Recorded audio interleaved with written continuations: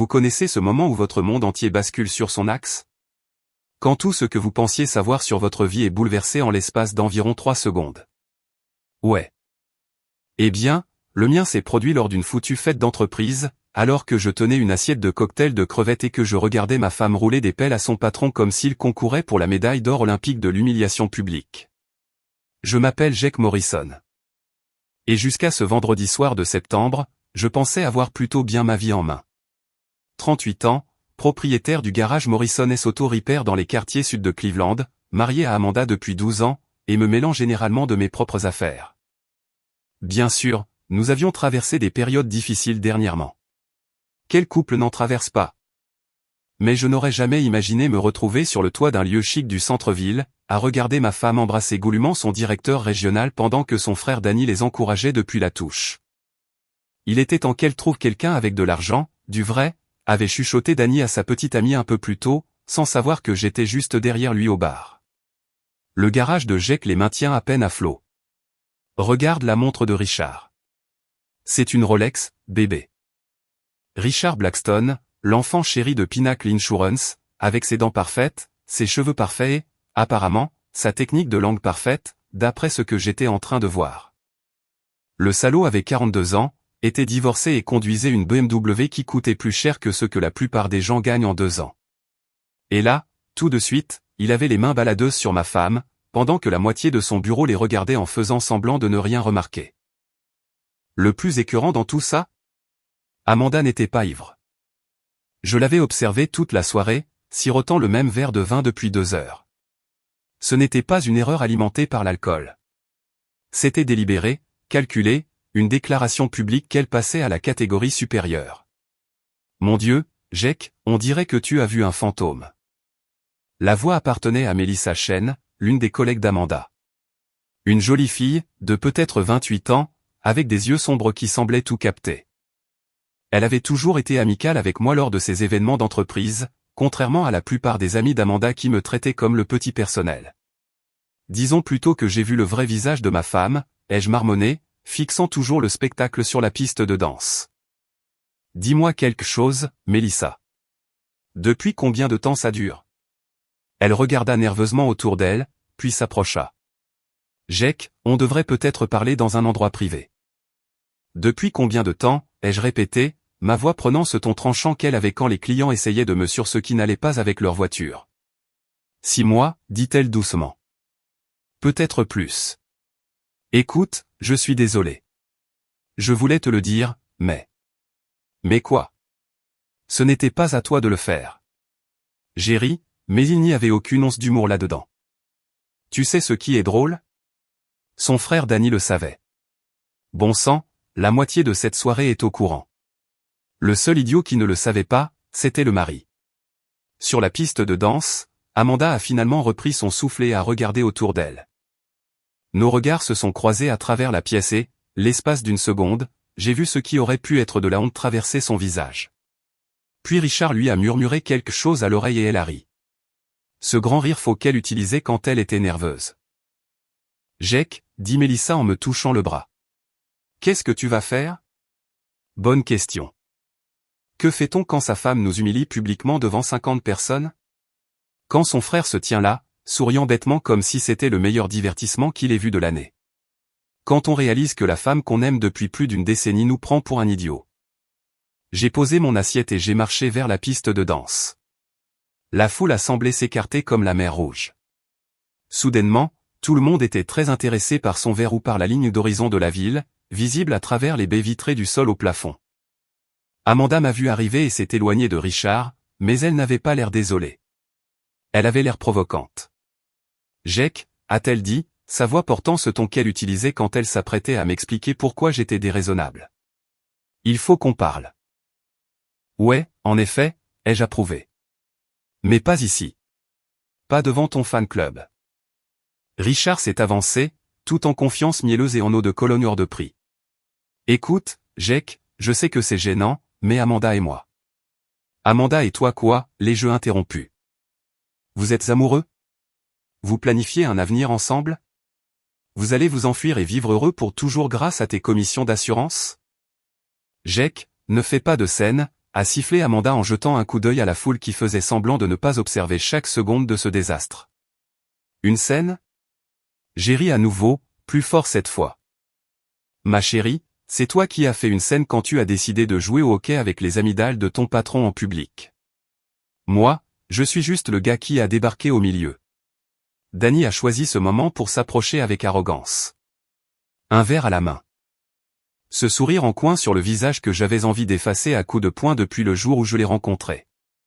Allez, Jake. Ne sois pas mauvais perdant. Amanda s'élève dans le monde.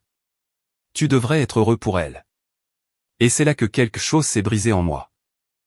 J'avais supporté les conneries de Danny pendant 12 ans. Ses commentaires désobligeants sur mon travail d'ouvrier. La façon dont il empruntait de l'argent à Amanda sans jamais le rendre. Les sous-entendus constants sur le fait que sa sœur s'était mariée en dessous de sa condition. Mais ça. C'était la goutte d'eau qui faisait déborder le vase. Heureux pour elle, ai-je dit, me tournant pour faire complètement face à Danny. Tu veux dire heureux qu'elle me trompe depuis 6 mois? Heureux qu'elle ait choisi de m'humilier en public plutôt que de simplement demander le divorce? Ou devrais-je être heureux que sa petite de frère soit au courant et ait gardé la bouche fermée? Le sourire de Danny a vacillé l'espace d'une seconde. Et mec, c'est pas ce que. Pas de ta faute. C'est pas tes oignons. Je me suis approché de lui et j'ai pu sentir l'odeur du whisky dans son haleine. Tu sais quoi, Danny? Tu as raison. Ce ne sont pas mes oignons. Mais tu t'en es mêlé quand tu as décidé de les encourager comme une sorte de pom-pom girl perverse. Jake, arrête, a dit Amanda, mais sa voix semblait lointaine. Tout ce que je pouvais voir, c'était le visage de Danny, cette expression de petit privilégié qui disait qu'il se croyait supérieur à moi parce qu'il portait un costume pour travailler et ne s'était jamais sali les mains de toute sa vie inutile. Tu veux savoir ce que je pense, ai-je dit assez fort pour que tous ceux dans un rayon de 6 mètres puissent m'entendre. Je pense que tu es une petite fouine parasite qui vit de la culpabilité de sa sœur depuis des années. Je pense que tu as encouragé toute cette histoire parce que tu t'es dit que Richard pourrait te faire quelques prêts quand tu foireras inévitablement ton prochain plan pour devenir riche. Rapidement. Et je pense que... Danny m'a jeté son verre à la figure. Le whisky m'a frappé en pleine poitrine, trempant ma chemise et remplissant l'air de l'odeur d'alcool hors de prix. La foule a halté et j'ai entendu quelqu'un dire « Oh merde » à mi-voix. Pendant un instant, tout est devenu très silencieux. Je pouvais entendre le quartet de jazz jouer dans le coin, le tintement des verres du bar, le bruit lointain de la circulation dans la rue en contrebas, et puis je me suis mis à rire. Tu sais quoi, Danny? Merci. Merci de rendre tout ça tellement plus facile. Je me suis tourné vers Amanda, qui me fixait avec de grands yeux. 12 ans, ai-je dit. 12 ans que je supporte les conneries de ta famille. 12 ans que je me mords la langue chaque fois que ton frère me traite comme de la merde. 12 ans que je fais semblant de ne pas remarquer que tu as honte de mon métier. Jake, ce n'est pas vrai. Vraiment? J'ai sorti mon téléphone et je l'ai levé. Souris, ma chérie. Je suis sûr que ça fera une super histoire pour l'avocat spécialisé en divorce. J'ai pris une photo d'elle et de Richard, qui se tenait toujours là, l'air d'un cerf pris dans les phares. Puis je me suis tourné vers la foule de curieux. Mesdames et messieurs, ai-je annoncé, je vous présente l'heureux couple, Amanda Morrison et Richard Blackstone, qui prouve que le véritable amour triomphe de tout, en particulier des vœux de mariage et de la décence humaine élémentaire. La foule était désormais d'un silence de mort. Même le quartet de jazz avait arrêté de jouer. Jake? Mélissa est apparue à mes côtés. Tu devrais peut-être. Devrais quoi? Partir discrètement. Filer la queue entre les jambes. J'ai secoué la tête. Pas cette fois. Je me suis dirigé vers la table des apéritifs et j'ai ramassé le seau à glace qui avait contenu le champagne. Il était plein d'eau glacée fondue et semblait assez lourd pour faire des dégâts. L'espace d'une seconde, j'ai envisagé de le vider sur la tête parfaitement coiffée de Richard. Puis j'ai eu une meilleure idée. Je me suis avancé jusqu'au bord du toit-terrasse d'où la précieuse BMW de Richard, garée dans la section VIP du parking adjacent, était clairement visible à travers la rambarde en verre. La voiture était immaculée, noire comme minuit, et valait probablement plus que ma maison. Tu sais quelle est la différence entre toi et moi, Richard, lui ai-je crié en soupesant le seau à glace. Je répare les choses qui sont cassées. Toi, tu casses juste des choses qui fonctionnent très bien. Et puis j'ai balancé le seau par-dessus la rambarde. Il a fendu les airs en un arc parfait et s'est écrasé sur le toit de la BMW avec un bruit de tonnerre. De l'eau glacée a explosé partout, et j'étais presque sûr d'avoir entendu le craquement distinctif du verre qui se brise. La foule a explosé. Certaines personnes riaient, d'autres haletaient, et j'ai entendu au moins 3 personnes déjà au téléphone, appelant probablement la sécurité ou la police, ou les deux. Richard hurlait quelque chose à propos de poursuites judiciaires et de dommages matériels, mais je ne l'écoutais pas vraiment. J'étais trop occupé à observer le visage d'Amanda, à voir le moment exact où elle a réalisé que son mari discret et prévisible venait tout juste de déclarer la guerre. Ce n'est pas fini, lui ai-je dit, ma voix calme maintenant que le seau à glace avait atténué ma rage. Loin de là. Puis je me suis dirigé vers l'ascenseur, j'ai appuyé sur le bouton et j'ai attendu. Personne n'a essayé de m'arrêter. Personne n'a dit un mot. Ils ont juste regardé les portes s'ouvrir et je suis entré. Pendant que l'ascenseur descendait, j'ai croisé mon reflet dans les portes en acier poli. Une chemise imbibée de whisky, des cheveux en bataille et un sourire qui avait probablement l'air un peu déséquilibré. J'avais l'air d'un homme qui venait de tout perdre et qui était surpris de découvrir qu'il s'en fichait royalement. Les portes se sont ouvertes dans le parking et j'ai marché jusqu'à mon pick-up, un Ford F-150 cabossé qui avait connu de meilleures décennies, mais qui tournait toujours comme une horloge parce que je savais prendre soin des choses qui comptaient. En montant à l'intérieur, je pouvais voir la BMW de Richard dans ma vision périphérique. Le seau à glace avait laissé une bosse de taille sur le toit, et la lunette arrière était fissurée en toile d'araignée.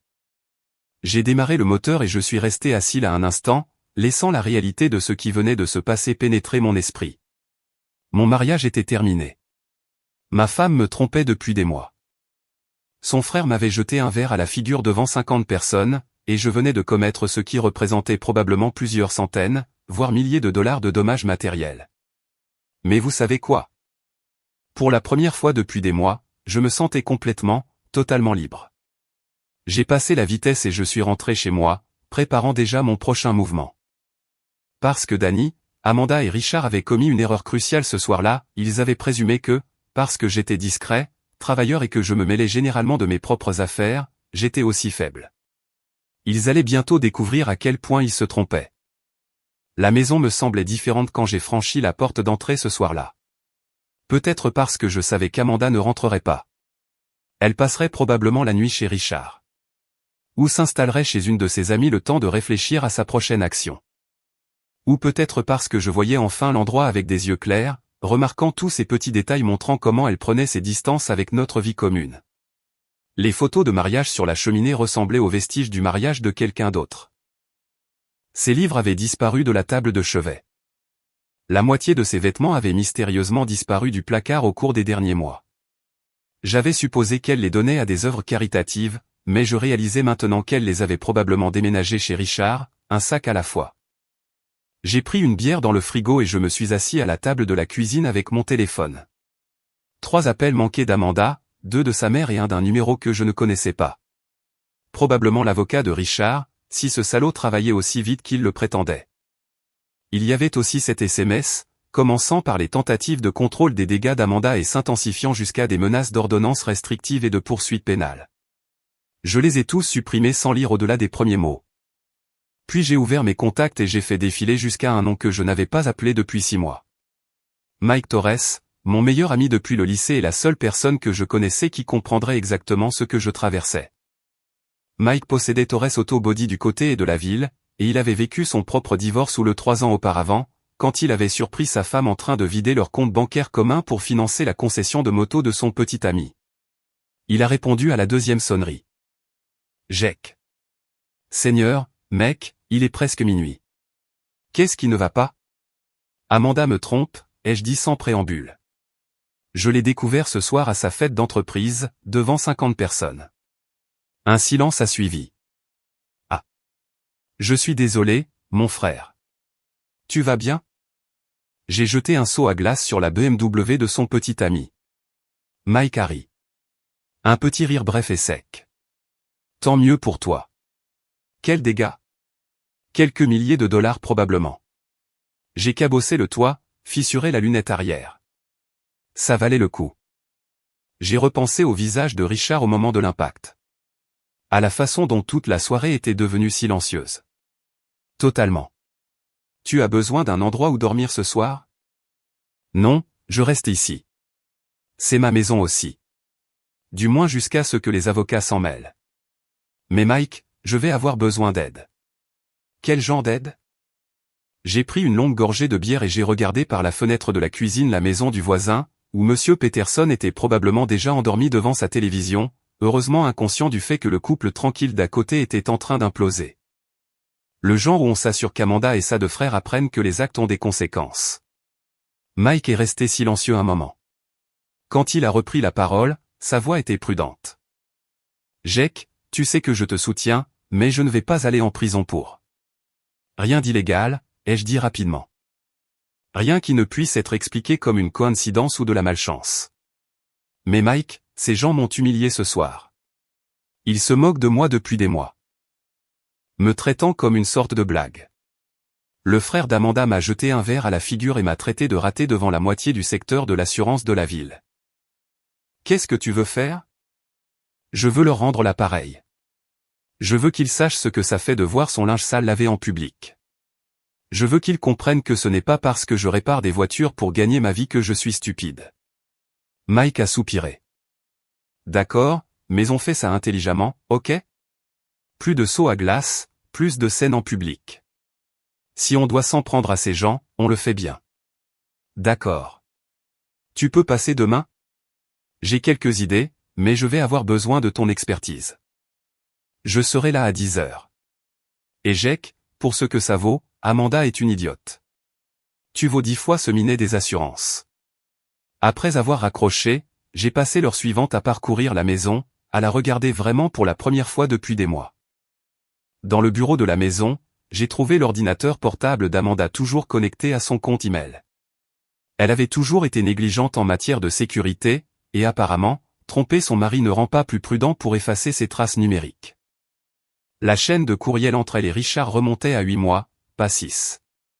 Comme l'avait dit Melissa, ça avait commencé de manière assez professionnelle. Des discussions sur les comptes clients et les renouvellements de police, mais en mars, c'était devenu personnel.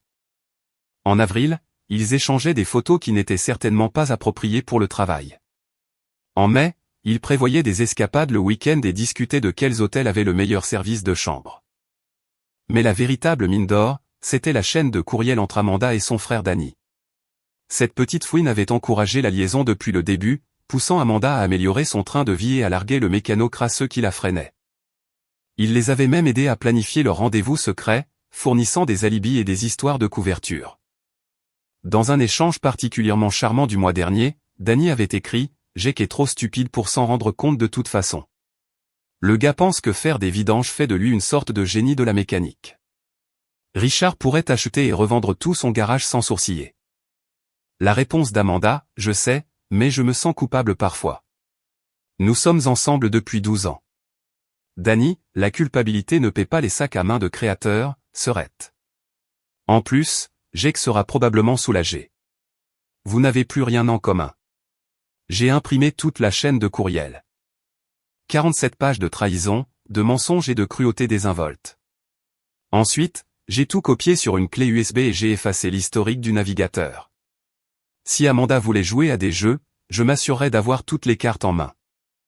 Le lendemain matin, Mike s'est pointé à 10 heures tapante avec une boîte de beignets et un thermos de café qui pourrait probablement alimenter un petit porte-avions. Mike était bâti comme le boxeur qu'il avait été à l'université.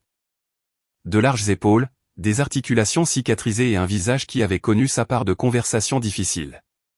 Mais il était aussi l'un des gars les plus intelligents que je connaissais, avec un talent pour résoudre des problèmes qui allaient bien au-delà de la réparation d'El Cabossé. Alors, a-t-il dit en s'installant sur ma chaise de cuisine et en lorgnant la pile de mes imprimés. Quel est le plan? J'ai exposé tout ce que j'avais découvert la nuit précédente, regardant son expression s'assombrir à chaque révélation. Le temps que je termine, Mike secouait la tête de dégoût. Bon Dieu, Jake. Son propre frère jouait les proxénètes pour elle avec ce type. Ça devient encore meilleur, ai-je dit en ouvrant la page Facebook de Danny sur mon téléphone. Regarde sa dernière publication. Mike a lu à voix haute, certaines personnes doivent apprendre quand partir avec grâce. L'orgueil précède la chute, et certaines chutes sont plus dures que d'autres. Il a levé les yeux vers moi. Ça a été posté à 2 heures du matin, 3 heures après que j'ai quitté la fête. Il est déjà en train de manipuler le récit, de te faire passer pour le méchant qui n'a pas pu supporter le succès de sa femme. Quel? Mike a fait défiler d'autres publications de Danny. Regarde le mode de vie de ce gars. Vêtements de créateur, restaurant cher, vacances de luxe. Comment fait-il pour se payer tout ça avec un salaire d'associé aux ventes? C'est ce que je me demandais. Amanda lui prête de l'argent depuis des années, mais je commence à penser que c'est plus que ça. Regarde ça. Je lui ai montré une autre chaîne de courriel. Celle-ci entre Amanda et sa banque. Elle a déplacé de l'argent, pris des avances de fonds sur des cartes de crédit dont j'ignorais même l'existence. Mike a sifflé doucement. Combien? D'après ce que je peux calculer. Environ 30 000 $ au cours de l'année écoulée. Tout est allé à Danny ou Richard ou à leurs petites aventures ensemble. C'est de la fraude, Jake. Si elle a utilisé des comptes conjoints à ton insu. Je sais, mais je ne veux pas impliquer la police. Pas encore, en tout cas. Je veux les faire transpirer d'abord. Je veux qu'ils comprennent ce que ça fait de voir son monde s'effondrer morceau par morceau. Mike s'est adossé à sa chaise, m'étudiant avec ses yeux bruns perçants. Tu n'es plus le même gars à qui j'ai parlé il y a 6 mois. Il y a 6 mois, je pensais avoir un mariage qui valait la peine d'être sauvé. Il y a 6 mois, je croyais que travailler dur et traiter les gens avec respect signifiait réellement quelque chose. Maintenant, je sais que c'est faux. Alors, c'est quoi le premier mouvement? J'ai souri et j'ai pu voir à l'expression de Mike que ce n'était pas un sourire particulièrement agréable. Nous allons avoir une petite discussion avec quelques amis communs. Tu vois, Amanda et Danny ont commis une erreur cruciale hier soir. Ils ont supposé que parce que je ne fréquente pas leurs cercles sociaux, je n'ai aucune influence dans cette ville. Mais toi tu en as. Mike. Ça fait 15 ans que je répare des voitures dans cette ville. Tu sais combien de flics, de pompiers, d'employés municipaux et de propriétaires de petites entreprises me confient leurs véhicules? Tu sais combien d'entre eux me considèrent comme un ami? Le sourire de Mike a rejoint le mien. Beaucoup. Et tu sais ce que tous ces gens ont en commun? Ils ont affaire aux compagnies d'assurance tous les jours. Ils déposent des réclamations. Ils combattent les refus. Ils se font arnaquer par des experts qui se croient plus intelligents que les gens qui font réellement le travail. Ils détestent les types comme Richard avec passion. Et quand ils découvriront que l'un des leurs, un gars qui leur a toujours fourni un travail honnête à des prix justes, s'est fait humilier publiquement par un cadre des assurances et sa femme infidèle. J'ai haussé les épaules. Eh bien, les nouvelles vont vite dans une ville comme Cleveland. Mike hochait la tête maintenant, voyant où cela menait. Qu'est-ce que tu as besoin que je fasse? Tu te souviens de Tommy Kowalski? Il travaille pour le service d'urbanisme de la ville. Ouais, il t'amène sa Camaro pour les révisions. Sa femme travaille pour la commission des assurances de l'État, elle gère les plaintes et les enquêtes. J'ai sorti mon téléphone. Je me dis qu'il est temps que Tommy découvre l'approche créative de Richard en matière de relations clients et de politique d'entreprise. Et Danny. Danny va apprendre que quand on s'attaque au gagne-pain de quelqu'un, cette personne a tendance à le prendre personnellement. Très personnellement. Au cours de l'heure qui a suivi, Mike et moi avons réglé les détails. Ce n'était pas compliqué. Les meilleurs plans ne le sont jamais. Nous allions simplement nous assurer que les bonnes informations parviennent aux bonnes personnes au bon moment. Amanda, Richard et Danny avaient bâti leur petit château de cartes sur des mensonges, de l'argent volé et la supposition que personne ne les mettrait jamais face à l'heure. Ils allaient découvrir à quel point ils se trompaient. Alors que Mike s'apprêtait à partir, mon téléphone a sonné. Le numéro d'Amanda. J'ai failli ne pas répondre, mais la curiosité l'a emporté. « Qu'est-ce que tu veux ?» ai-je demandé. « Jake ? Il faut qu'on parle. » Sa voix était tendue, comme si elle avait pleuré ou pas dormi. « Ce que tu as fait hier soir était complètement déplacé. »« Ce que j'ai fait ? Amanda, tu as roulé des pelles à ton patron devant 50 personnes. J'ai jeté de l'eau glacée sur sa voiture. Je dirais qu'on est loin d'être quitte. Tu aurais pu blesser gravement quelqu'un. Ce seau à glace aurait pu heurter une personne au lieu de la voiture de Richard. Mais ça n'a pas été le cas. Et même si c'était arrivé, je suis plutôt sûr que Richard a les moyens de se payer une bonne assurance médicale. Silence. Puis, je viens chercher mes affaires. Quand? Cet après-midi. Danny va m'aider.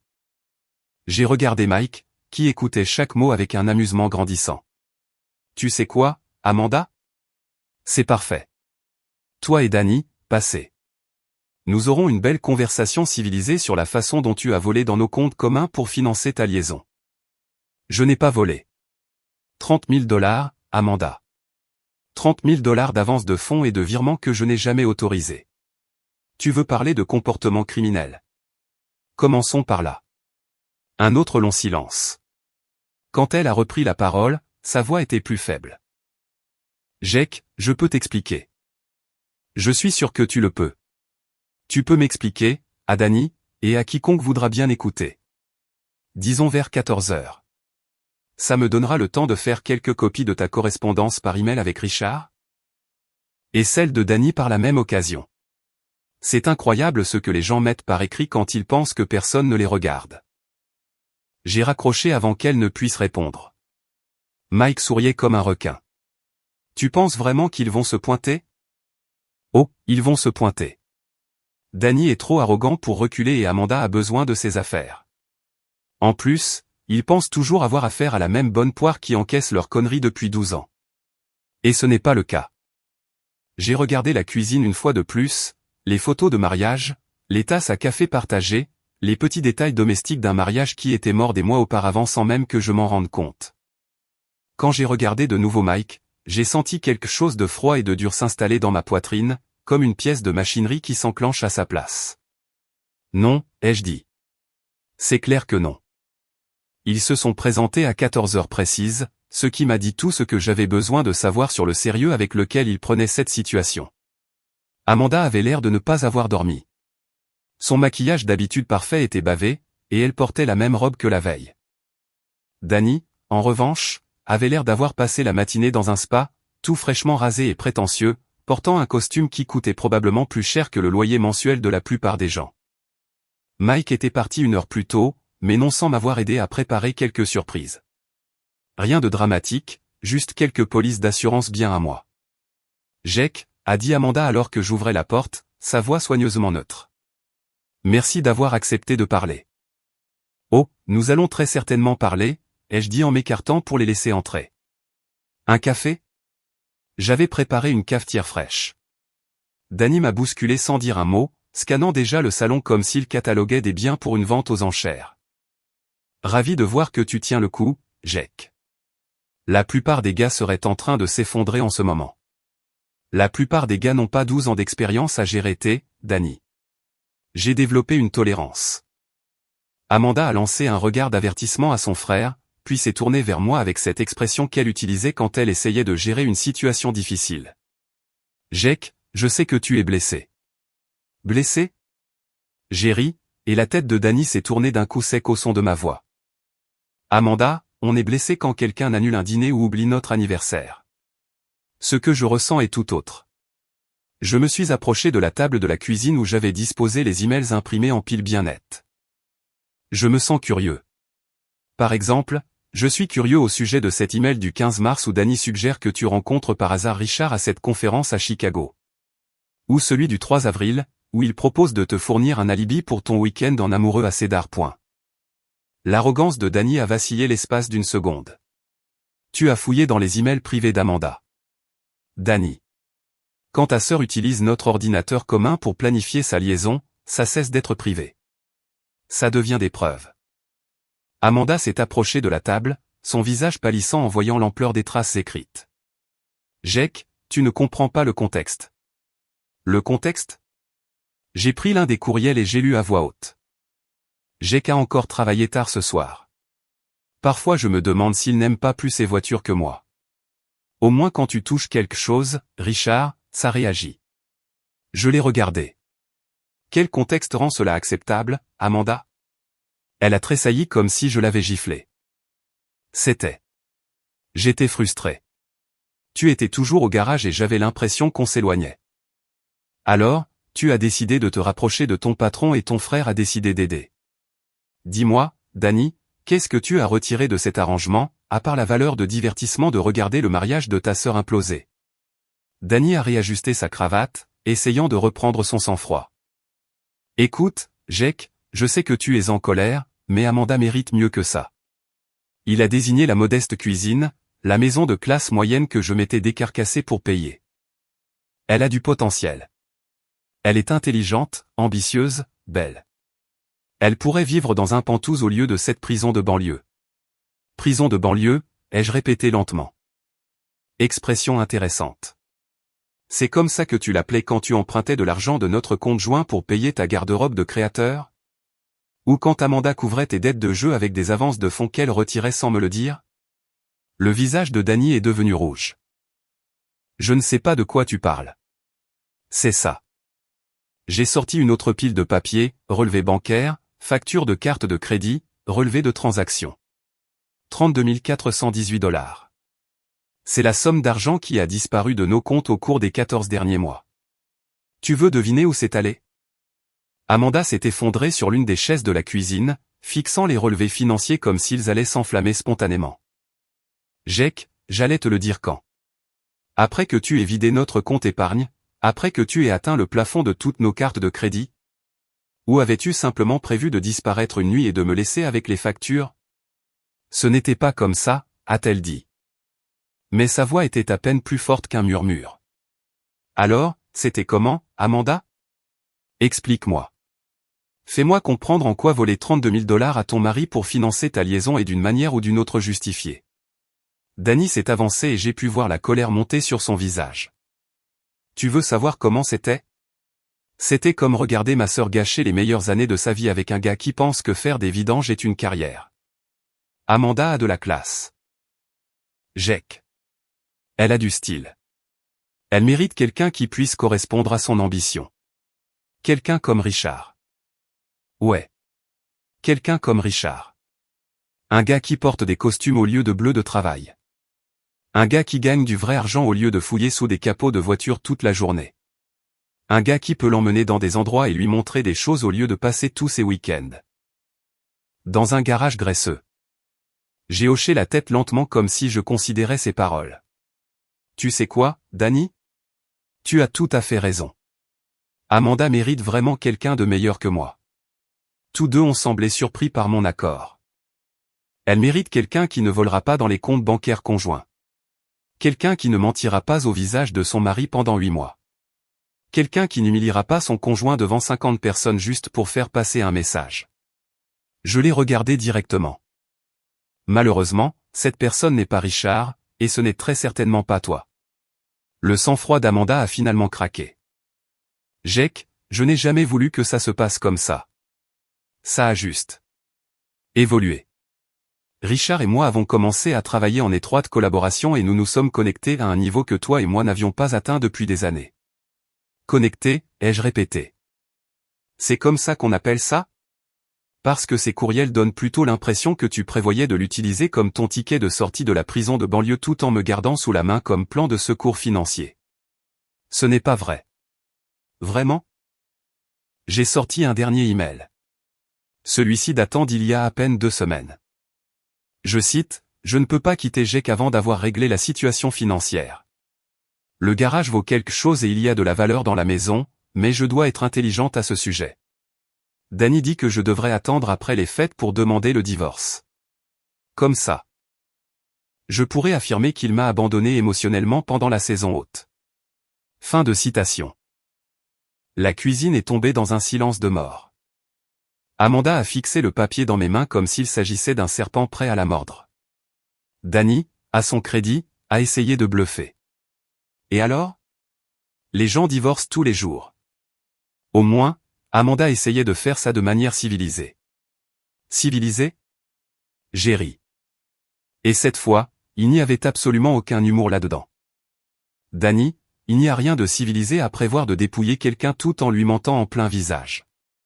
Il n'y a rien de civilisé à utiliser de l'argent volé pour inviter son petit ami au restaurant pendant que son mari fait des semaines de 60 heures pour payer les factures que vous accumulez. Je n'ai jamais rien volé, a dit Amanda. Mais sa voix tremblait maintenant. Non.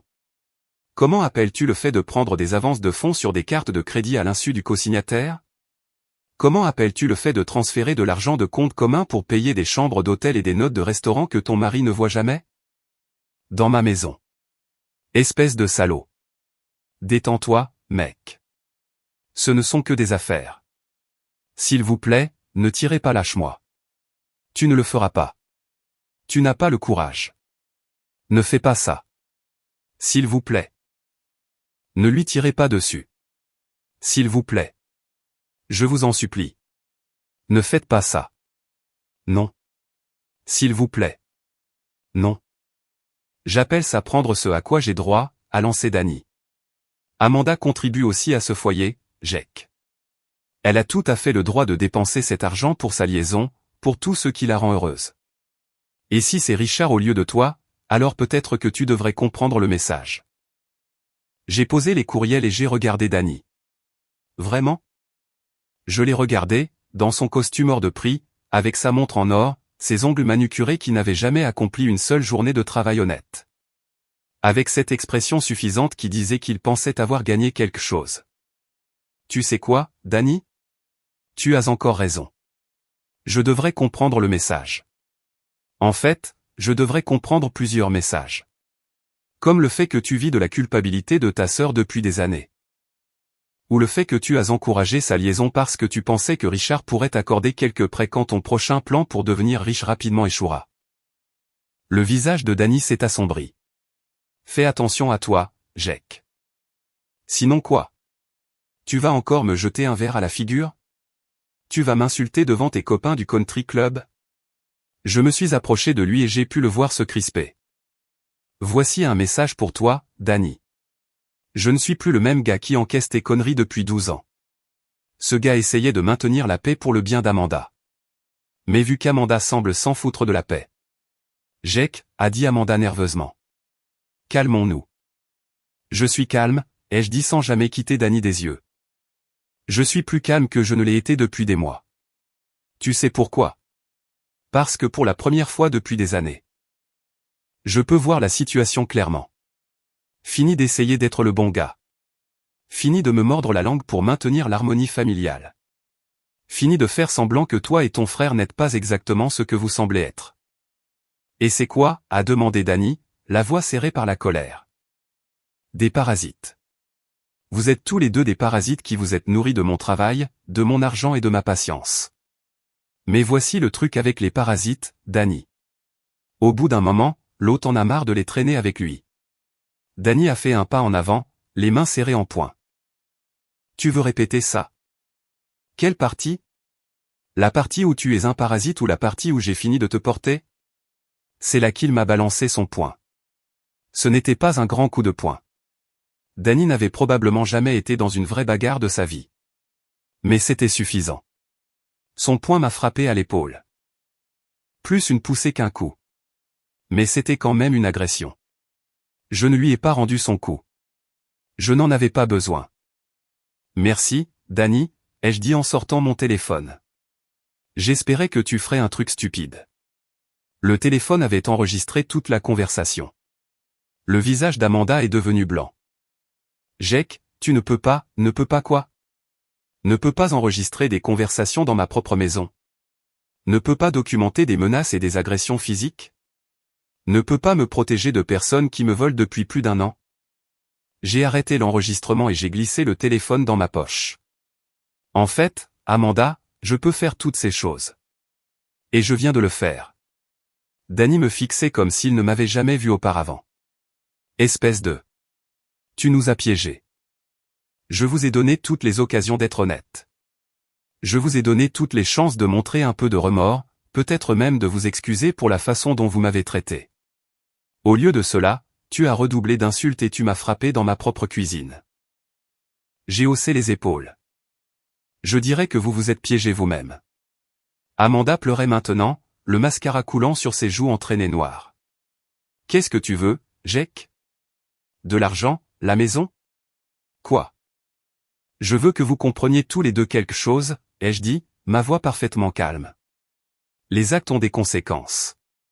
Vous ne pouvez pas passer 12 ans à traiter quelqu'un comme une ordure et ensuite faire semblant d'être surpris quand cette personne arrête de sortir les poubelles. Je me suis dirigé vers la porte d'entrée et je l'ai ouverte. Je veux que vous partiez. Tous les deux. Prends les vêtements dont tu as besoin, Amanda, mais tout le reste ici jusqu'à ce que les avocats règlent la situation. Jake, s'il te plaît, a dit Amanda, mais elle rassemblait déjà son sac à main et ses clés. Danny s'est attardé un instant, le visage tordu de rage et de quelque chose qui aurait pu être de la peur. Ce n'est pas fini. Tu as raison, ai-je approuvé. Ça ne l'est pas. Mais Danny, la prochaine fois que tu me verras arriver, tu ferais bien de changer de trottoir, parce que j'ai fini d'être le gars sympa, et tu n'as vraiment pas envie de découvrir à quoi ressemble l'alternative. Après leur départ, je me suis assis dans ma cuisine pendant un long moment, écoutant le silence et réfléchissant à la suite. L'enregistrement n'était que le début. Les documents financiers étaient des preuves de vol et les courriels. Eh bien, les courriels allaient constituer une lecture très intéressante pour beaucoup de gens. J'ai pris mon téléphone et j'ai fait défiler mes contacts jusqu'à trouver le numéro que je cherchais. Tommy Kowalski a répondu à la 3e sonnerie. Et, Jake. Comment ça va? Tommy ne m'a pas demandé de me justifier. Il ne m'a pas fait la morale sur l'éthique, le karma ou le fait d'être plus grand que ça. Il s'est juste tu, de cette façon qu'ont les hommes quand ils sont soudainement face à une opportunité qu'ils attendaient sans se l'avouer. Quand il a finalement repris la parole, sa voix semblait plus grave, plus prudente. Tu es sérieux, a-t-il dit. Je suis toujours sérieux, ai-je répondu. Et j'ai laissé cela en suspens. Parce que la seule chose pire que quelqu'un qui ment, c'est quelqu'un qui pense que vous êtes trop poli pour le lui faire remarquer. Tommy a expiré par le nez. Je pouvais presque l'imaginer assis dans son garage, fixant cette Camaro comme si c'était un symbole de chaque fois qu'une personne en costume avait décidé que son temps valait moins que le sien. Envoie-le, a-t-il dit. Envoie tout. Tu l'auras dans 30 secondes, lui ai-je dit. Et Tommy? Ouais. Ne fais pas de commentaires éditoriaux, ai-je dit. Ne menace pas. Ne peste pas, transfère juste ça à ta femme et laisse-la décider de ce que ça vaut. Tommy a émis un son, moitié rire, moitié respect. Tu as déjà fait ça auparavant. J'ai appris, ai-je dit, puis j'ai mis fin à l'appel avant que cela ne devienne un moment de complicité. Ce n'était pas l'heure de l'amitié. C'était un moyen de pression. J'ai ouvert mon ordinateur portable et j'ai regardé le fil de mail une dernière fois avant de l'envoyer. Non pas parce que j'avais besoin de relire le contenu, mais parce que je voulais revoir le ton.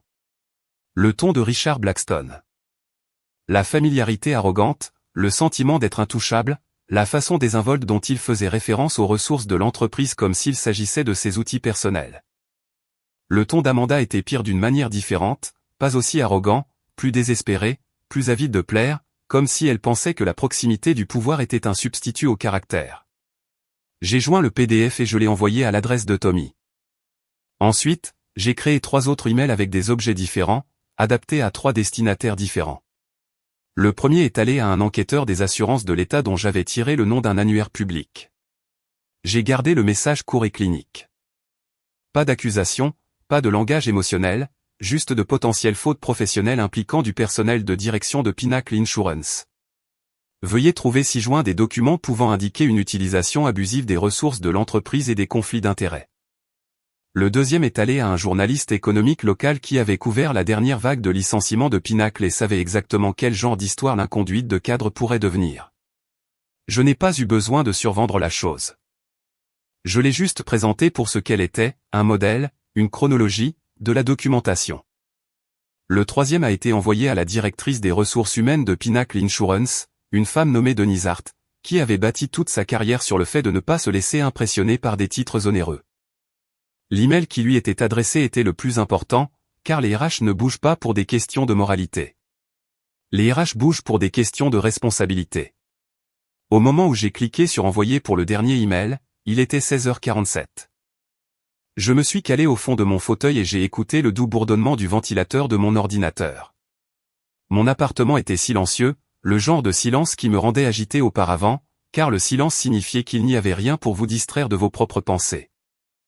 Ce soir, le silence ressemblait à une piste de décollage. L'avion était déjà en l'air. Il ne me restait plus qu'à attendre qu'il atteigne le point où la gravité prendrait le relais. Mon téléphone a vibré. Tommy, elle vient de le lire. Elle est furieuse. Elle veut te parler. Je n'ai pas répondu. Pas parce que je m'en moquais, mais parce que j'avais appris une règle simple. Ne jamais se mettre entre un conjoint en colère et la vérité. Si la femme de Tommy voulait déclencher l'apocalypse, elle n'avait pas besoin de moi dans le rayon de l'explosion. Elle avait besoin de documents. Elle les avait. Mon rôle était terminé. Quelques minutes plus tard, une autre vibration. Numéro inconnu. Je l'ai regardé, puis je l'ai laissé sonner. Si c'était Danny, ce serait émotionnel. Si c'était Richard, ce serait arrogant. Si c'était Amanda, ce serait suppliant. Aucun de ces tons ne m'aiderait. Le seul ton dont j'avais besoin maintenant était officiel. Et le ton officiel se présente sur du papier à en-tête. Je me suis dirigé vers mon réfrigérateur, j'en ai sorti une bière et je l'ai ouverte avec une lente satisfaction. Le sifflement était léger mais satisfaisant, comme la ponctuation à la fin d'une phrase que j'écrivais depuis des mois. À 17h, la première vague s'était déjà formée. Denise Hart a répondu la première, car les professionnels des RH ne perdent pas de temps quand quelqu'un leur offre un procès potentiel dans un petit paquet bien ficelé. Son email faisait exactement 3 lignes. Bien reçu. Nous l'examinons. Ne discutez pas de cette affaire avec les employés de Pinacle. Je l'ai lu 2 fois et j'ai souri sans aucune chaleur. Ce n'était pas une demande. C'était un protocole de confinement. La deuxième vague est venue du journaliste économique. Sa réponse était plus courte que ce à quoi je m'attendais. Pouvons-nous parler lundi à 9h30 ? En bof. J'ai des questions. Cela m'a fait prendre une longue gorgée de bière, car les journalistes ne posent pas de questions à moins qu'ils ne sentent déjà un gros titre. Et les gros titres ne se contentent pas d'embarrasser les cadres. Ils rendent les conseils d'administration nerveux. Ils font frissonner les actionnaires. Ils poussent les entreprises à sacrifier des gens pour protéger la marque. Richard Blackstone avait passé toute sa vie à agir comme s'il était la marque. Maintenant, il allait découvrir ce que ça fait d'être jetable. La troisième vague n'est pas venue sous forme de mail. Elle est venue sous forme d'appel. Un autre numéro inconnu cette fois. Et quelque chose dans mes tripes m'a dit que ce n'était pas aléatoire. J'ai répondu, mais je n'ai pas parlé le premier. Ici l'enquêteur Samuel, du département de l'État. Vous avez envoyé un message concernant Pinacle Insurance. Je me suis levé automatiquement, la bière toujours à la main, parce que mon corps reconnaissait l'autorité comme il reconnaît la chaleur. Oui, ai-je dit. C'est exact. Je vais vous poser quelques questions, a-t-il dit. Je ne fais aucune promesse, mais j'ouvre une enquête préliminaire sur la base de ce que vous avez envoyé. Avez-vous des documents supplémentaires en dehors de la chaîne de mai ? Je me suis approché de mon bureau et j'ai ouvert un dossier que j'avais préparé la veille, car je n'avais pas encore envoyé toute la charge utile. La charge utile complète, c'est toujours pour la phase 2. Oui, ai-je répondu, et je peux fournir le contexte de la chronologie. Il y a eu un silence au bout du fil. Très bien, a dit Samuel. Envoyez-le à l'adresse que je vais vous donner. Comprenez bien ceci, si cette affaire devient officielle, vous pourriez être recontacté, et votre identité pourrait ne pas rester confidentielle. Je comprends, ai-je répondu. Et c'était le cas. Quand on allume une mèche, on n'a pas le droit de faire semblant d'être surpris par l'explosion. Après avoir raccroché, j'ai envoyé le deuxième paquet, celui avec les horodatage, les références de notes de frais et les passages surlignés qui rendaient impossible le fait de balayer ces courriels d'un revers de main en prétendant qu'ils étaient purement personnels. J'ai pris mon temps et je l'ai fait proprement, parce que les détails n'étaient pas de la décoration. C'étaient les fondations. Ensuite, je me suis rassis et j'ai laissé le silence revenir. Je savais ce qui se passerait ensuite, car je savais comment les systèmes se protègent. Denise Hart allait éplucher les dossiers de Richard.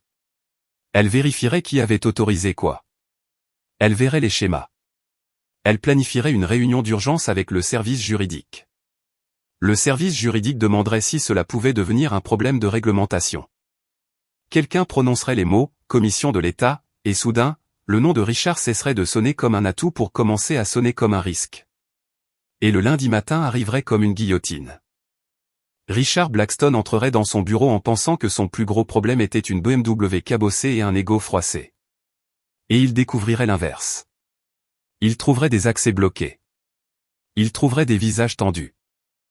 Il trouverait ce genre de silence qui signifie que les gens savent déjà quelque chose que vous ignorez. Il essaierait de se frayer un chemin en jouant les gros bras. Bien sûr, il appellerait quelqu'un. Il exigerait des explications. Il menacerait des carrières. Mais les menaces ne fonctionnent pas quand l'entreprise a peur de faire la une des journaux. Et Danny allait apprendre quelque chose aussi. Parce que les hommes comme Danny aiment se pavaner comme s'ils étaient au-dessus des conséquences, comme si leurs mains ne se salissaient jamais, même lorsqu'ils sont ceux qui tirent les ficelles. Il se sentirait en sécurité tant qu'il pourrait se cacher derrière le titre de Richard. Il se sentirait en sécurité tant qu'il pourrait se moquer des travailleurs sur lesquels il avait marché, mécaniciens, experts, employés de mairie, ces gens discrets qui faisaient réellement tourner la machine. Mais quand vous vous faites des ennemis parmi les gens qui font fonctionner votre ville, la vie peut devenir très compliquée très rapidement. Les rendez-vous sont retardés, les demandes sont revérifiées, les papiers sont mal classés, les appels ne sont pas retournés, les petits inconvénients commencent à s'accumuler pour devenir de vrais problèmes. Non pas parce que le monde est vindicatif, mais parce que le monde se souvient de qui le traite comme s'il était jetable. J'ai pris une autre gorgée de bière et j'ai regardé par la fenêtre la lumière décliner. Je n'imaginais pas des feux d'artifice comme un enfant qui attend le spectacle. J'attendais comme un homme qui venait enfin d'apprendre ce qu'est réellement le pouvoir. Le pouvoir, ce n'est pas l'argent. Le pouvoir, ce n'est pas la confiance. Le pouvoir, ce n'est pas un titre sur une carte de visite. Le pouvoir, c'est de savoir exactement sur quel fil tirer et d'avoir la patience de laisser l'ensemble se détricoter tout seul. Je me suis adossé, j'ai rouvert mon ordinateur portable et j'ai regardé l'horloge avancer vers le week-end. Lundi approchait, et Richard Blackstone allait détester mon nom. Le lundi matin est arrivé avec toute la subtilité d'un train de marchandises, et j'étais éveillé pour l'accueillir avec une tasse de café et un sentiment d'anticipation que je n'avais pas ressenti depuis des années. Dès 7 heures du matin, mon téléphone vibrait déjà sous les SMS d'amis et de clients qui avaient entendu différentes versions du drame de vendredi soir. Les nouvelles vont vite dans la communauté ouvrière de Cleveland, surtout quand elles impliquent que l'un des leurs se fasse humilier publiquement par un cadre des assurances et sa femme infidèle. Les premiers vrais feux d'artifice ont commencé à 8h30 quand Mike a appelé de son atelier. « Jake, il faut que tu mettes la chaîne 5, tout de suite. » J'ai allumé la télévision juste à temps pour attraper la fin d'un reportage sur des allégations de mauvaise conduite dans une grande compagnie d'assurance locale. La journaliste, une femme au regard perçant nommée Janet Morrison, sans aucun lien de parenté malgré le nom, se tenait devant le siège social de Pinnacle Insurance, au centre-ville. Des sources au sein de la commission des assurances de l'État confirment l'ouverture d'une enquête sur des allégations selon lesquelles un directeur régional de Pinnacle Insurance aurait enfreint la politique de l'entreprise et la réglementation de l'État en matière de confidentialité des clients et d'utilisation des ressources de l'entreprise à des fins personnelles. Bien que les autorités refusent de commenter les détails. Nos sources indiquent que l'enquête a été déclenchée par une plainte déposée ce week-end, comprenant de nombreux documents sur les fautes présumées. La caméra est passée à un plan de Richard Blackstone marchant rapidement dans le parking de Pinnacle, la tête baissée et le téléphone collé à l'oreille. Il avait l'air d'un homme qui n'avait pas beaucoup dormi le week-end. Contacté pour obtenir un commentaire. Pinnacle Insurance a publié une brève déclaration indiquant qu'il prenait toutes les allégations au sérieux et coopérait pleinement avec les enquêteurs de l'État. L'entreprise a également annoncé que le directeur régional Richard Blackstone avait été placé en congé administratif dans l'attente des résultats de l'enquête. J'ai éteint la télévision et j'ai rappelé Mike. Congé administratif ? Ça a été rapide. Ça devient encore meilleur, a répondu Mike, et je pouvais entendre le sourire dans sa voix. Mon cousin Eddie travaille à la sécurité du bâtiment Pinnacle. Il dit que des enquêteurs de l'État y étaient à 7 heures ce matin. Des boîtes de dossiers évacuées sur des diables. Apparemment, ton pote Richard tenait des registres très détaillés de ses activités extrascolaires. Et Amanda ? Eddie dit qu'elle s'est pointée au travail ce matin, mais qu'ils l'ont renvoyée chez elle après environ 1 heure. Quelque chose comme quoi elle serait une personne d'intérêt dans l'enquête. J'ai senti une froide satisfaction s'installer dans ma poitrine. Bien. Jake, il y a autre chose. Eddie dit que les enquêteurs posaient aussi des questions sur des irrégularités financières. Quelque chose à propos de notes de frais et de cartes de crédit de l'entreprise utilisées pour des dépenses personnelles. Encore mieux. L'appel suivant est venu de Tommy Kowalski à 9h15. Jake, ma femme me dit de te remercier. Apparemment. Tes informations étaient exactement ce dont ils avaient besoin pour monter un dossier sur lequel ils travaillent depuis des mois. Il s'avère que ton pote Richard prend de grandes libertés avec l'argent de l'entreprise et les informations des clients depuis un moment maintenant. Quel genre de dossier? Fraude à l'assurance, détournement de fonds de l'entreprise, violation des lois sur la confidentialité des clients. Le genre de truc qui peut te valoir 5 à 10 ans dans une prison d'État s'ils arrivent à le prouver. Et ils peuvent le prouver grâce aux documents que tu as fournis. Oh que oui. Ma femme dit que c'est le dossier de preuve le plus complet qu'elle ait jamais vu. Relevé bancaire, correspondance par email, registre de transactions. Tu leur as pratiquement offert une condamnation pour crime avec un beau ruban autour. Après que Tommy a raccroché, je me suis adossé et je me suis accordé un moment de satisfaction pure et absolue. Richard Blackstone avait passé des mois à me traiter comme une sorte de mécanicien ignorant, trop stupide pour se rendre compte que sa femme le trompait. Il allait découvrir que sous-estimer les gens peut s'avérer être une erreur très coûteuse. Mais je n'en avais pas terminé. Loin de là. À 10h30, j'ai conduit jusqu'à l'immeuble d'appartement de Danny, une tour résidentielle branchée du centre-ville destinée aux jeunes professionnels ayant plus d'argent que de bon sens. J'y étais allé exactement une fois auparavant. Pour une pendaison de crémaillère à laquelle Amanda avait insisté pour que nous assistions. L'endroit m'avait alors impressionné avec ses plans de travail en granit et ses baies vitrées du sol au plafond. Maintenant, j'étais plus intéressé par ce qu'il coûtait probablement par mois. Le portier m'a reconnu et m'a laissé monter sans poser de questions. Danny a ouvert sa porte en peignoir de soie et pyjama de créateur, l'air d'avoir passé la matinée à soigner une gueule de bois et un ego blessé. « Jake » a-t-il dit, la voix soigneusement neutre. « Qu'est-ce que tu fais là ?» Je me suis dit que tu voudrais savoir que le petit ami de ta sœur a été arrêté ce matin. Le visage de Danny a pâli. « Arrêté ? Fraude à l'assurance de l'État. » Il s'avère que Richard utilise l'argent de l'entreprise pour financer son mode de vie depuis la majeure partie de ces 2 dernières années. Hôtel, restaurant, cadeaux pour ses petites amies. Le tout payé avec les cartes de crédit de Pinacle. Les enquêteurs de l'État ont trouvé une trace écrite remontant à 2019. C'est impossible. Richard a de l'argent. Il conduit une BMW. Il a ce grand appartement. Il avait un grand appartement. La banque l'a saisi il y a 3 mois. Il s'avère que Richard vit sur du temps emprunté et de l'argent volé depuis un bon moment déjà. La BMW, louée avec les fonds de l'entreprise. Les dîners chics. Compte de frais de l'entreprise. Les escapades d'un week-end avec Amanda, le tout payé par Pinacle Insurance. Danny s'est laissé tomber sur une chaise, le sang désertant son visage. Mais Amanda a dit ce qu'elle devait dire pour que tu sois content et coopératif, tout comme Richard a dit ce qu'il devait dire pour qu'elle soit contente et coopérative. La seule personne qui ne participait pas à ce petit jeu, c'était moi, et c'était voulu. Je me suis approché de la fenêtre de Danny et j'ai regardé la ligne d'horizon de la ville. Belle vue. Vue qui coûte cher. Combien te coûte cet endroit par mois, Danny? 3000? 4? Ça ne te regarde pas. Ça me regarde quand ma femme paie ton loyer avec de l'argent volé sur notre compte joint.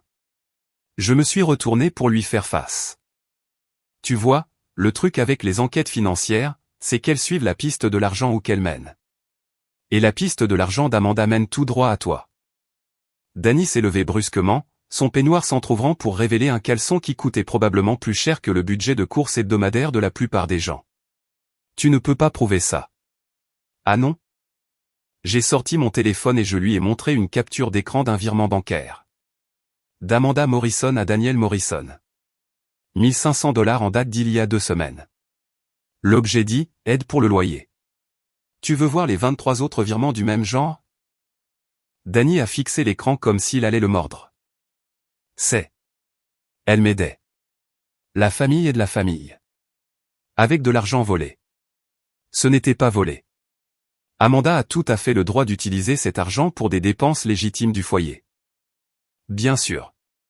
Mais financer le train de vie de luxe de son frère pendant que son mari fait des semaines de 60 heures, c'est plus difficile à justifier, surtout quand l'argent provient de cartes de crédit et d'avances de fonds contractées à l'insu du cosignataire. J'ai rangé le téléphone et me suis dirigé vers la porte. Tu sais ce qui est vraiment drôle, Danny? Tu as passé 12 ans à me dire que je n'étais pas assez bien pour ta sœur. Il s'avère que tu avais raison. J'étais trop bien pour elle. Jake, attends. La voix de Danny était désespérée. Écoute, je sais que les choses ont dégénéré, mais on peut arranger ça. Amanda a fait des erreurs, mais elle t'aime. Amanda aime la sécurité. Elle pensait que Richard pouvait lui offrir une meilleure sécurité que moi, alors elle est passée à la catégorie supérieure. Quand ça a foiré, elle s'est dit qu'elle pourrait revenir en rampant vers son plan de secours fiable. J'ai ouvert la porte. Malheureusement pour elle, je ne me sens plus particulièrement fiable en ce moment. Qu'est-ce que tu veux? De l'argent? Je peux te rembourser. Avec quoi? Tes commissions de vente? Danny, tu n'as pas gardé un emploi stable depuis 3 ans. Le moindre centime que tu as dépensé provenait d'Amanda.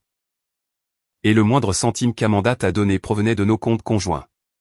Tu ne rembourseras personne parce que tu n'as rien pour rembourser. Je suis sorti dans le couloir, puis je me suis retourné pour lui lancer une dernière pique. Oh, et Danny, tu ferais bien de commencer à chercher un appartement moins cher. Quelque chose me dit que ta sœur va être un peu à court d'argent pendant les prochaines années. Le trajet de descente dans l'ascenseur m'a donné le temps de savourer le regard de panique dans les yeux de Danny.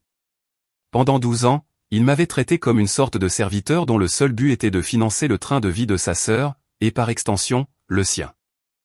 Il s'était moqué de ma profession, avait insulté mon intelligence et avait encouragé Amanda à me considérer comme un obstacle à son bonheur plutôt que comme un partenaire de vie.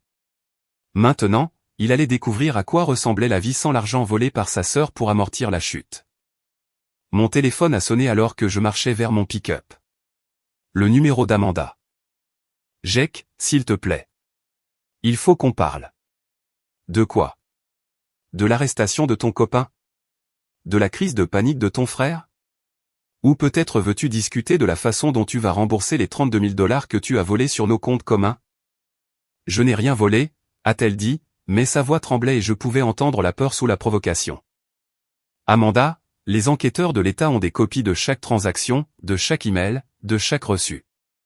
Ils sont au courant des avances de fonds, de la fraude à la carte de crédit. Des transferts d'argent à Danny. Ils sont au courant des abus de notes de frais de Richard et de ton rôle pour les couvrir. Tu ne t'en sortiras pas en baratinant cette fois-ci. Silence. Puis, d'une toute petite voix, que va-t-il se passer maintenant? Maintenant? Maintenant tu vas vivre ce que j'ai vécu ces 8 derniers mois. Sauf que dans ton cas, ce sera la vérité. Tu vas découvrir ce que ça fait quand les personnes en qui tu avais confiance te trahissent. Tu vas découvrir ce que ça fait quand ta vie confortable disparaît du jour au lendemain. Et tu vas apprendre que les actes ont des conséquences. Jake, je suis désolé. Je sais que je t'ai blessé, mais s'il te plaît. Désolé et ne rembourse pas l'argent volé, Amanda. Désolé et n'efface pas 8 mois de mensonges et de trahison. Désolé est juste un mot que les gens utilisent quand ils se font attraper. J'ai raccroché et je suis rentré chez moi en conduisant, me sentant plus léger que je ne l'avais été depuis des années. Cet après-midi-là, j'ai reçu un appel de mon avocate, une femme perspicace et directe nommée Patricia Wells, spécialisée dans les affaires de divorce impliquant des fraudes financières. Je l'avais engagée le matin même, juste après que la nouvelle de l'arrestation de Richard soit tombée. Jake, j'ai une bonne nouvelle et une excellente nouvelle. Laquelle veux-tu en premier? Commencer par la bonne nouvelle. La bonne nouvelle, c'est que l'avocat d'Amanda a appelé. Ils veulent discuter d'un accord. Et l'excellente nouvelle? L'excellente nouvelle, c'est qu'avec les preuves que vous avez fournies et l'enquête pénale en cours, nous négocions en position de force absolue. Amanda risque de possibles poursuites pénales pour fraude et vol. Elle n'a pas les moyens de se lancer dans une longue bataille juridique. Et elle le sait. De quel genre d'accord parlons-nous? Restitution totale des fonds volés, plus intérêts et pénalités. Vous gardez la maison, le garage et vos comptes de retraite. Elle récupère ses effets personnels et ce qu'il restera de son plan épargne retraite une fois les avocats payés. Et Danny? Patricia Harry, un son froid et professionnel. Danny n'est plus votre problème. Mais entre vous et moi, je dirais qu'il a environ 30 jours pour se trouver une nouvelle source de revenus avant que la réalité ne le rattrape. Ce soir-là, je me suis assis sur ma terrasse arrière avec une bière et j'ai regardé le coucher de soleil peindre le ciel de nuances d'orange et de rouge. Pour la première fois depuis des mois, la maison me semblait à nouveau être chez moi. Non pas parce qu'Amanda était partie, même si cela aidait certainement, mais parce que j'avais enfin arrêté de faire semblant que le problème venait de moi. Mon téléphone a vibré, un SMS de Mike. J'ai entendu parler de l'arrestation de Richard à la radio. Comment tu te sens? J'ai tapé ma réponse, comme un homme qui vient d'apprendre la différence entre être gentil et être un paillasson. Et j'aime cette différence. 3 jours plus tard, Amanda a signé les papiers du divorce sans contester. Richard Blackstone a été officiellement inculpé de fraude à l'assurance, de détournement de fonds et de violation de la réglementation financière de l'État. Le propriétaire de Danny a déposé une demande d'expulsion quand son chèque de loyer a été rejeté pour le 3e mois consécutif. Mais la véritable satisfaction est arrivée 2 semaines plus tard quand je suis tombé sur Melissa Chen à l'épicerie. Elle avait l'air gênée quand elle m'a vu, comme si elle ne savait pas trop comment agir avec le gars dont le mariage avait implosé devant la moitié du secteur de l'assurance de la ville. « Jake », a-t-elle dit, la voix soigneusement neutre. « Comment tiens-tu le coup ? » « Mieux que prévu, ai-je dit honnêtement. »« Comment va le travail ? » J'ai entendu dire qu'il y avait eu des changements chez Pinnacle. Richard est parti, évidemment. Amanda aussi. Ils l'ont renvoyé juste après le début de l'enquête. Tout le district a été réorganisé. Elle a fait une pause, puis a ajouté, « J'ai eu le poste de Richard. » Félicitations. Tu t'en sortiras mieux que lui. La barre n'est pas bien haute, a-t-elle dit avec un petit sourire. Jake, je veux que tu saches que ce que j'ai dit à la fête sur le fait de vouloir te dire ce qui se passait. Je le pensais. Je me sentais terriblement mal de les voir te traiter de cette façon. J'apprécie, Melissa. Vraiment. Mais tu sais quoi? Je suis content que ça se soit passé comme ça. Si quelqu'un m'avait prévenu, j'aurais peut-être essayé de sauver le mariage. Je me serais peut-être convaincu que la trahison d'Amanda était d'une certaine façon de ma faute. Que je pouvais arranger les choses si j'essayais juste plus fort. Mais maintenant, je sais que c'est faux. Maintenant je connais la différence entre un partenariat et une relation parasitaire. Maintenant je sais ce que je vaux et ce que je ne tolérerai pas. Melissa a étudié mon visage un instant. Tu sembles différent, plus fort. Je suis plus fort. Il s'avère que lorsqu'on arrête de porter le poids mort des autres, on découvre des muscles qu'on avait oublié posséder. En rentrant chez moi cet après-midi-là, j'ai repensé aux dernières semaines et à tout ce qui avait changé. Amanda était partie, vivant dans un studio et travaillant comme réceptionniste en attendant de voir si l'État allait engager des poursuites pénales. Danny était retourné vivre chez leurs parents après avoir perdu son appartement, sa voiture et ce qui lui restait de dignité. Richard risquait 5 à 10 ans de prison et une ruine financière qui le poursuivrait pour le reste de sa vie. Et moi, j'étais libre. Libre des mensonges, libre du vol, libre du sentiment constant de ne pas être assez bien pour les personnes qui étaient censées m'aimer. Libre de bâtir une vie basée sur l'honnêteté, le travail acharné et le respect mutuel. Ce soir-là, j'ai appelé Mike et je l'ai invité à dîner. Nous avons fait griller des steaks sur la terrasse et avons parlé de tout, sauf de mon ex-femme et de son bon à rien de frère. Ce fut le meilleur repas que j'avais pris depuis des mois. Alors que Mike s'apprêtait à partir, il s'est tourné vers moi avec une expression sérieuse. « Jake, je peux te demander quelque chose? Vas-y. Est-ce que tu regrettes quoi que ce soit? La façon dont tu as géré les choses. Je veux dire, certaines personnes pourraient dire que tu es allé trop loin. » J'y ai réfléchi un instant, considérant la question honnêtement. Est-ce que je regrettais d'avoir exposé la liaison et les vols d'Amanda? Est-ce que je regrettais d'avoir fourni les preuves qui avaient envoyé Richard en prison?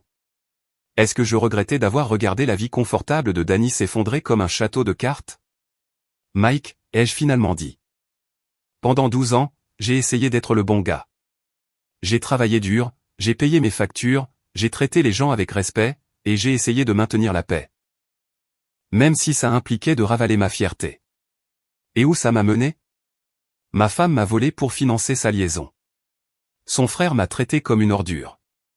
Et son petit ami a pensé que j'étais trop stupide pour remarquer ce qui se passait juste sous mon nez. Et maintenant. Ils savent tous à quoi s'en tenir. Maintenant, ils comprennent que se taire ne signifie pas être faible. Et qu'être patient ne signifie pas être une bonne poire. J'ai regardé mon jardin, la maison que j'avais travaillé si dur pour payer, la vie que j'étais enfin libre de vivre selon mes propres conditions. Non, Mike, je ne regrette rien. La seule chose que je regrette, c'est d'avoir attendu si longtemps pour me battre. Après le départ de Mike, je me suis assis dans ma cuisine et j'ai ouvert mon ordinateur portable. Il y avait un email de Patricia Wells contenant le jugement de divorce définitif, mettant officiellement fin à mon mariage avec Amanda Morrison. Il y avait aussi un message de Tommy Kowalski m'informant que l'enquête de sa femme avait mis au jour des preuves des crimes de Richard remontant encore plus loin qu'il ne l'avait initialement soupçonné. Mais l'email qui m'a fait sourire venait d'un journaliste du Cleveland Plain Dealer, me demandant si je serais prêt à être interviewé pour un article sur la fraude à l'assurance et l'importance, pour les citoyens ordinaires, de dénoncer les fautes professionnelles des entreprises. J'ai tapé une réponse simple. Je serais ravi de vous en parler. Quand des personnes en position de confiance abusent de cette confiance, il est de la responsabilité de tous de leur demander des comptes. Ensuite, j'ai fermé l'ordinateur portable, je me suis servi une dernière bière et je me suis adossé pour profiter du silence de ma maison. Ma maison, où plus personne ne prendrait jamais ma gentillesse pour de la faiblesse. Dehors, la ville bourdonnait des bruits de gens honnêtes faisant un travail honnête, bâtissant des vies fondées sur l'intégrité et le respect mutuel.